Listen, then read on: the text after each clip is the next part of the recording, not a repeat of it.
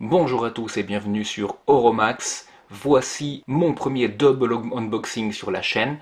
San Martin revient en grâce, donc nous avons ici l'unboxing de deux pièces, l'hommage de la Tudor GMT et l'hommage d'une montre super belle des années 1940, une pièce par Omega, une pièce aviateur slash militaire d'Omega.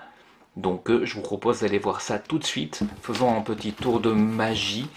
Je ne sais pas laquelle est où, mais allons voir du coup qu'est-ce qu'on va ouvrir et découvrir ici. Et bien sûr, comme d'habitude, n'oubliez pas de vous abonner à la chaîne en cliquant sur le gros bouton ci-dessous. Sur cette chaîne, je vous amène les meilleures montres au meilleur prix et je vous parle bien évidemment des meilleures affaires que je trouve sur le web. Donc n'hésitez pas à suivre la chaîne pour être mis au courant. Également, je vous laisse les liens pour ces montres dans la description ci-dessous. Voilà, on commence par la GMT. Je vous propose d'enlever ces plastiques en premier et de revenir une fois que ce sera fait. Voici, nous avons enlevé les plastiques. Je vous propose en premier de voir les dimensions de cette montre. Nous avons 39,1 mm de diamètre, donc vraiment assez petite, hein, bien mieux que les 41 mm de l'original, et surtout elle est bien plus fine que l'original. Qui était à 14 et de poussière, donc là nous sommes à 13,1, donc vraiment très bien, et ça se voit, hein, l'original quand vous la voyez elle est vraiment très épaisse, et ce malgré le fait que vous avez un cristal saphir bombé. Côté cadran, donc vous avez un cadran mat, très similaire à l'original, hein, de toute façon ceci est un hommage très prononcé, avec les mêmes index, rempli de Super Luminova C3 si je ne m'abuse. Les aiguilles sont les aiguilles Snowflake de la Tudor GMT. Pour continuer avec le cadran, maintenant allons voir la fonctionnalité de cette montre, donc le fameux GMT, qui est assuré ici par le Seiko NH34, donc très bien de ce côté-là. Ce petit mouvement avait fait les bonheurs des amateurs des montres GMT, car son petit prix voulait dire que les montres GMT pouvaient désormais être accessibles aux petites bourses. C'est le cas ici, bon, pas forcément de façon drastique, hein, cette montre coûte quand même dans les 360 €, toutes taxes comprises, donc moi si j'étais vous, j'attendrais les prochaines soldes AliExpress qui arrivent fin mars, hein, mais je vous tiendrai bien sûr au courant. Allons voir du coup la fonctionnalité. Donc nous sommes ici, comme je vous le disais, sur un mouvement Seiko NH34 GMT. Donc en première position, si vous tournez la couronne dans les sens de l'aiguille d'une montre, là, l'aiguille de GMT va s'incrémenter d'heure en heure. C'est ce qu'on appelle en color GMT, contrairement à une GMT Master 2 où c'est l'aiguille d'heure qui va sauter. Là, c'est l'aiguille de GMT qui va sauter. Et si vous tournez la couronne dans l'autre sens, vous avez le guichet de date qui va sauter. Voilà, troisième position, bien sûr, c'est l'arrêt seconde. Comme vous le voyez, la seconde s'est arrêtée pour pouvoir vous permettre de régler la montre le plus précisément. Voilà, vous avez une couronne vissée, ce qui aide à l'étanchéité de cette montre à 100 mètres. Côté cadran, j'ai oublié de vous dire, du coup, vous avez le symbole Saint-Martin. En dessous, vous avez automatique 100 mètres.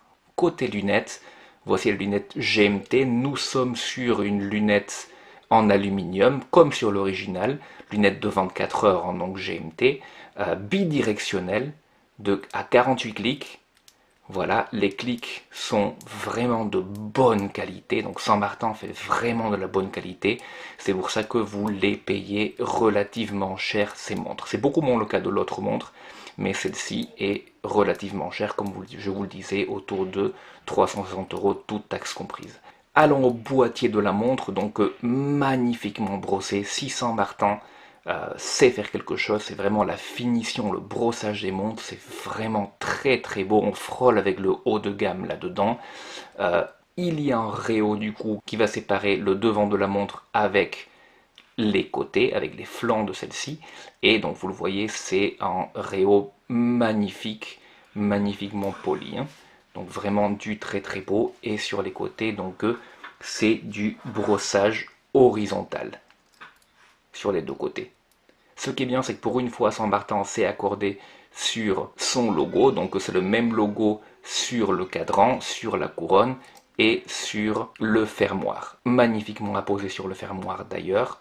Le fermoir d'ailleurs qui est tout en éléments solides, avec 4 niveaux de réglage différents, et l'arrière est non signé, stérile, comme sur l'original. Il est temps maintenant de passer à l'autre montre. Allons voir la deuxième montre, donc la montre militaire vintage années 40. Vraiment magnifique comme vous le voyez.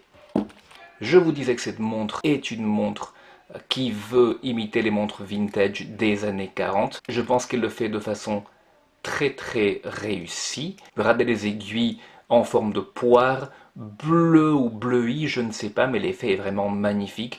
Le cadran crème avec cette petite patine, donc ce vieillissement simulé avec ces petites traces simulées donc de vieillissement, et bien sûr les chiffres arabes de 1 à 12, et sur les périphéries les heures et secondes en forme de chemin de fer. Donc vraiment très très joliment fait. Saint Martin signé sur la partie haute de l'écran, uniquement avec des lettres, hein.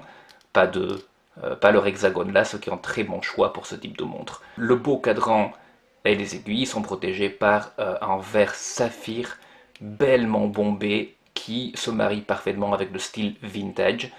Allons rapidement au niveau du boîtier de cette montre. Donc nous sommes sur quelque chose de complètement brossé, ce qui est totalement normal pour ce type de montre militaire. Après, c'est bellement fait.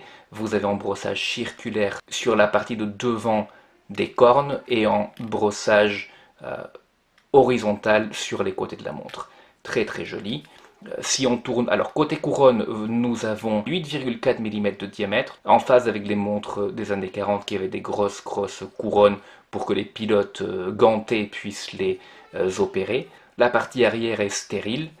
Ça nous permet de voir aussi le bracelet de la montre, le bracelet de couleur marron clair, avec des surpiquages qui sont matchés complètement avec le haut, avec le cadran, donc vraiment très très joli sens du détail. La boucle Ardillon qui est signée, joliment signée Saint Martin, avec le symbole, avec le vintage Saint Martin, donc vraiment très très bien. Voilà ce que je peux vous dire sur cette montre là, vraiment une petite beauté. Elle est uniquement à 149 €, donc un très très bon prix pour cette petite montre. Voilà, je vous remercie beaucoup d'avoir suivi cette vidéo.